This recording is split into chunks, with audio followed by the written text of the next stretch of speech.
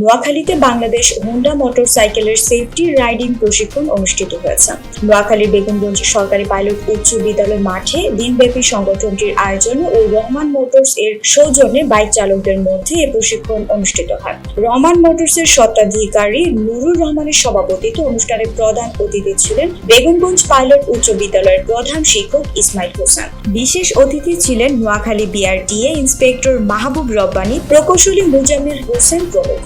অনুষ্ঠানে নিরাপদ মোটরসাইকেল চালানো, সড়ক দুর্ঘটনা রোধ, সঠিক নিয়মে বাইক চালানো, জিগজ্যাগ, স্লো রাইডিং, আঁকাবাঁকা সড়কে কিভাবে মোটরসাইকেল রাইডিং, ইমার্জেন্সি ব্রেক সহ সরাসরি অন্যান্য প্রশিক্ষণ দেন বাংলাদেশ হোন্ডা প্রাইভেট লিমিটেডের সেফটি রাইডিং এর টিম ইনস্ট্রাক্টর মোহাম্মদ আনিসুল হক, কেলি চৌধুরী, মোহাম্মদ সোহানুজ্জামান, মনিরুল আলম।